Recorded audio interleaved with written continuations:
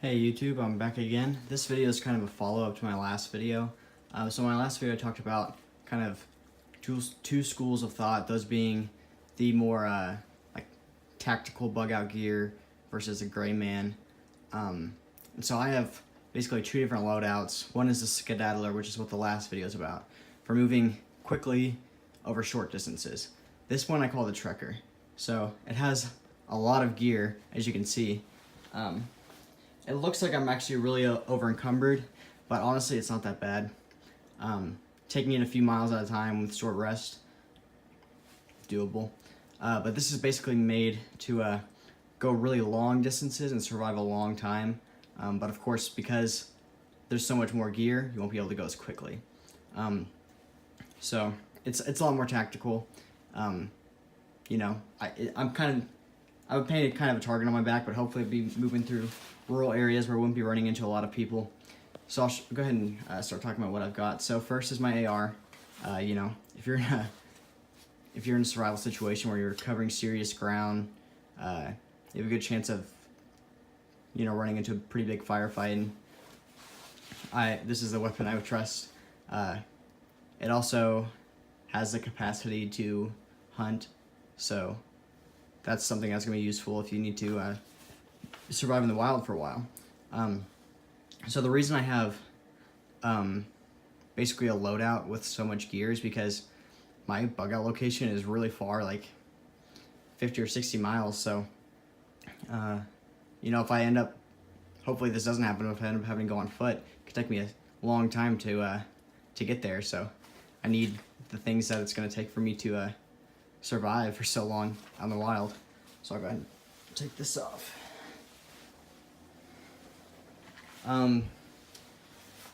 So it's fall, so I have a jacket, and then also in my bag I have like warmer under layers, like long johns, like thermal underwear type stuff, and another change of clothes, and I just have like some good jeans and boots.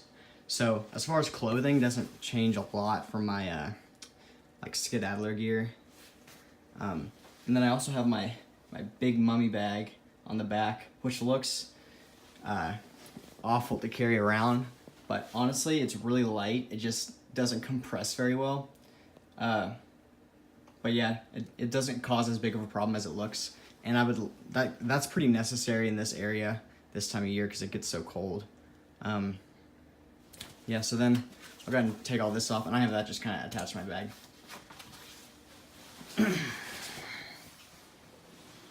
Quick 360 there for you. So then, yeah, let's see. I've got my tomahawk on my belt, as well as my Mora that seems to have fallen off. Where did I put that somewhere else? Oh, here it is. So I have my Mora. This is pretty much my main like bushcrafting knife, so I like to keep that on me. It's a lot easier to just have it on my belt if I'm going to be using it than just, you know, constantly going to my bag and unpacking things. And then I have my 9mm. So surprisingly, I can actually carry just in my pocket 2 spare mags for my AR. Optimally, I'd like to have a vest, but I just don't have one of those yet. And then I've got another mag for my handgun and a pocket knife. Yeah, so as far as sleeping, I have that sleeping bag, and I have like a tarp and hammock in my bag. More than likely, I'm gonna have a few other people with me, which sleeping in a hammock isn't terrible, but if there's gonna be a bunch of us, especially if it's cold, I have this tent, and hopefully someone else who does not have as much bug out gear as me is gonna be taking that, and then, you know, it's gonna kind of trap all of our body heat together. It's sold as a 3-person tent, but it's honestly more, it's pretty tight to have 3 people in there. But yeah, I'd like to take that with me because that'll keep people warm. Other things I wouldn't carry in my person, but I would take with me hopefully if I was on foot, would be my bow over here, my bow and arrows.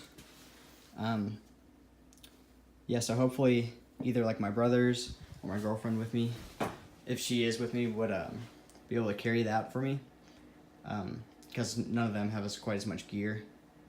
But yeah, basically this is the Trekker. So I think this kind of gear is stuff you're going to want to leave in your home because you don't want to get it robbed out of your car, because it, like, all that gear costs a lot of money, and you're also going to run into problems like with leaving your AR in your car whenever the environment is switching. You're going to get more like corrosion and stuff. I learned that the hard way with my handgun, leaving it in the car for a long time.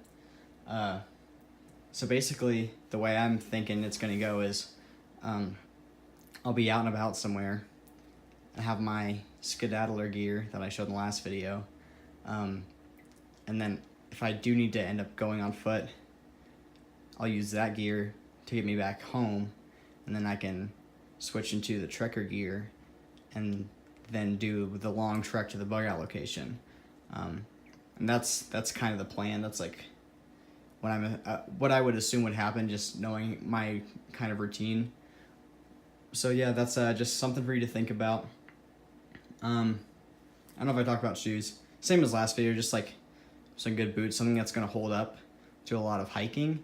And also I'd recommend like having another pair of shoes in like your bag, and like a full other change of clothes, because it would suck to go a long distance with shoes that are, maybe you haven't broken them in yet, they're less comfortable than you thought, or they get damaged and you just need to have another pair.